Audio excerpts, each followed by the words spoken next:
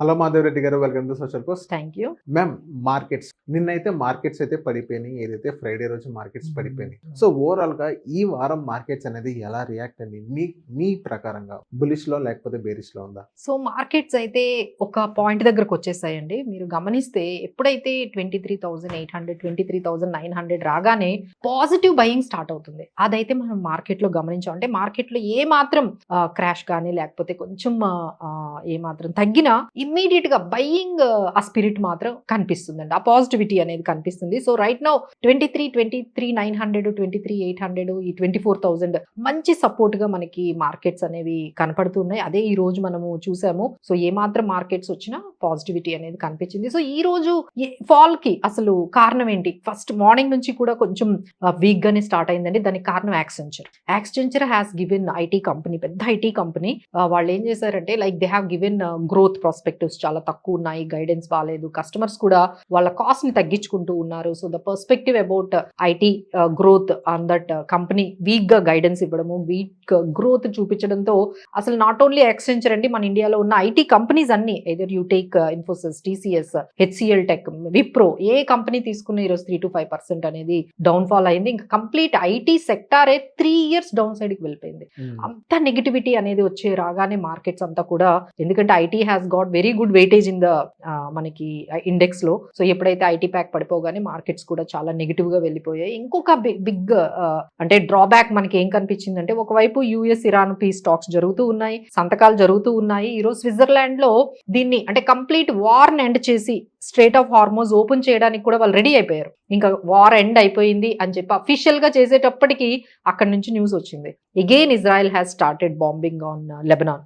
ఎప్పుడైతే ఆ న్యూస్ వచ్చిందో ఇద్దరు కూడా కాల్ ఆఫ్ చేసేసారు. ఆ స్విట్జర్లాండ్ మీటింగ్ కూడా ఆపేసుకున్నారు. ఎందుకంటే అది ఇరాన్ కి నచ్చనిది. వాళ్ళు ఏం చెప్పారంటే 60 days వరకు మేమేమి ఈ డీల్లో రాలేకపోతున్నాము, ఎందుకంటే మళ్ళీ ఇజ్రాయెల్ లెబనాన్ ని అటాక్ చేయడం స్టార్ట్ చేసింది. So we wanted to take the pause అని మళ్ళీ ఫస్ట్ మొదటికి వచ్చింది. సో ఇక్కడ ఒక చిన్న ఇది మ్యామ్, సో ఏదైతే ట్రంప్ ఏదైతే సైన్ చేశారో there is no nuclear weapon అనేది ట్రంప్ ఏదైతే తన సోషల్ మీడియా వేదిక ఏదైతే చెప్తున్న వీడియోస్ వస్తున్నాయో, సో దానికి related so how US reacts, ఏదైతే ఈ లెబనాన్ మీద ఏదైతే దాడి చేశారో యుఎస్ ఎలా రియాక్ట్ అవుతుంది? పాజిటివ్ గా రియాక్ట్ అవుతుందా? ఎవరికి? ఇజ్రాయెల్ కి పాజిటివ్ లేకపోతే ఇరాన్ కి పాజిటివ్? ఎప్పటి నుంచో నెతన్యాహుకి డైరెక్ట్ కాల్ కూడా చేశారండి.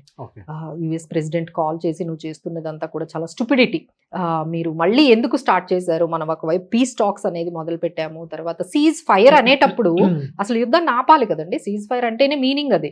అసలు సీజ్ ఫైర్ కి అసలు మీనింగ్ లేకుండా మీరు ఒకవైపు పీస్ టాక్స్ అని చెప్పి, అగ్రిమెంట్ అని చెప్పి పెట్టిన ఆ టైంలోనే మీరు ఇలా చేయడం బాగాలేదని. But Israel is not going to listen to anyone. ఆ యుఎస్ కంట్రోల్ కూడా, ఇప్పుడు మీరు అడిగిన క్వశ్చన్ కదే, యుఎస్ కంట్రోల్ కి కూడా లేకపోతే యుఎస్ ప్రెసిడెంట్ మాటకు కూడా ఏమీ విలువలేనట్లుగా అక్కడైతే ఇజ్రాయెల్ యాక్ట్ అనేది కనిపిస్తుంది. ఎందుకంటే ఒకవైపు పీస్ టాక్స్ జరుగుతూ ఉంటే ఇమ్మీడియట్ గా అదే టైంలో అలా జరగడం అనేది it is a direct attack on US control on Israel. Complete గా వాళ్ళ మీద కంట్రోల్ అయితే పోయినట్టుగా కనిపిస్తోంది. సో పీస్ టాక్స్ కి ఇది ఒక మనకి ఒక అభ్యంతరం లాగా కనిపించింది. సో దానివల్ల మళ్ళీ మార్కెట్స్ హ్యావ్ టేకెన్ నెగిటివ్ గా మనకి కనిపించాయి. బట్ ఎందుకు మార్కెట్స్ కొంచెం ఎక్కువగా అంటే ఏ మాత్రం తక్కువైనా పాజిటివ్ గా ఎందుకు వెళ్తున్నాయి అంటే, first thing straight of Hormuz అంటే ఓపెన్ అయిపోతుంది. మళ్ళీ నార్మల్సీ అంటే బిఫోర్ వార్ ఎలా ఉందో ఆ విధంగానే షిప్స్ అన్ని కూడా మళ్ళీ స్టార్ట్ అయిపోతాయి. అంటే సప్లై డిస్ట్రప్షన్స్ ఉండవు. అలానే మనకి క్రూడ్ ఆయిల్ ధరలు కూడా $78, maybe we might see even $75 also, $72 also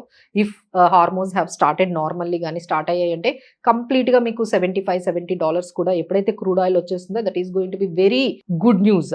so దానికోసమే మన మార్కెట్స్ అన్ని కొంచెం పాజిటివ్ గా అయ్యాయి. అలానే ఏదైతే ఆర్బీఐ కొన్ని ఇనిషియేటివ్స్ తీసుకుందో ఎఫ్ఐఐస్ ని మన ఇండియన్ ఎకానమీలోకి మన దగ్గర ఇన్వెస్ట్ చేయడానికి ఏదైతే అట్రాక్టివ్ గా చేస్తుందో అది కూడా మంచి రిజల్ట్ వచ్చింది. సో మొన్న గవర్నమెంట్ ఏదైతే తీసుకుందో FIIs can invest in Indian government bonds, వాళ్ళకి ట్యాక్సెస్ ఉండవు, వాళ్ళ క్యాపిటల్ గెయిన్ మీద 0 ట్యాక్స్, అలానే ఇంట్రెస్ట్ మీద కూడా 0 ట్యాక్స్ అనగానే ఎఫ్ఐఐస్ చాలా బాగా ఇన్వెస్ట్ చేయడం స్టార్ట్ చేశారండి.